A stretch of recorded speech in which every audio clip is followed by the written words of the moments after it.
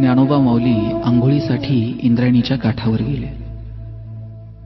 तिथल्या विद्वानांनी आंघोळ तर नाहीच करू दिली, पण तुम्ही संन्याशाची पोरं, तुमच्या आईवडिलांनी धर्म बुडवला, तुम्हाला इंद्रायणीत पाऊल ठेवायचा अधिकार नाही म्हणून हिणवलं. तिथली मुलं तर दगडधोंडे घेऊन ज्ञानोबांच्या मागे लागली. ज्ञानोबा पळत झोपडीकडे निघाले. झोपडीकडे पळत निघालेल्या ज्ञानोबांकडे इंद्रायणीनं एकदाच मागे वळून पाहिलं आणि पुन्हा प्रवाही झाली.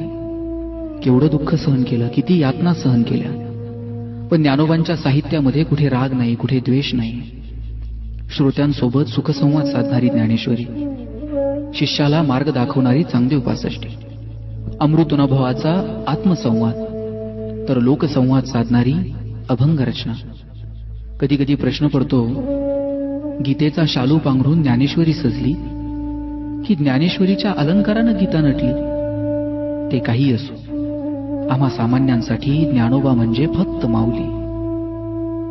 ज्या इंद्रायणीमध्ये लोकांनी ज्ञानोबांना पाऊल टाकू दिलं नाही, ज्ञानोबा झोपडीकडे निघाल्यानंतर ती इंद्रायणी मागे वळून पाहते आणि पुन्हा प्रवाही होते, तीच इंद्रायणी पांडुरंगासमोर हात जोडून म्हणते, देवा, ज्ञानोबा समाधी घ्यायला आता आळंदीत येत आहेत.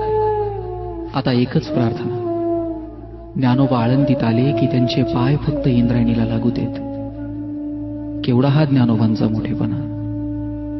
खरं तर आई असणं हे निवळ तुमच्या स्त्रीत्वाशी किंवा प्रसूती वेदनांशी निगडीत नाही, आणि निवळ ते तुमच्या स्त्रीत्वाशी किंवा प्रसूती वेदनांशी निगडीत असताना 750 वर्ष 21 वर्षाच्या तरुणाला लोक माऊली म्हटले नसते.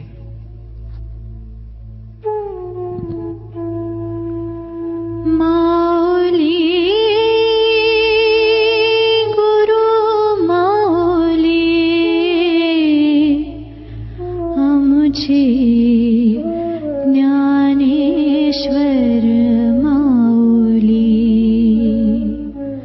आमुचे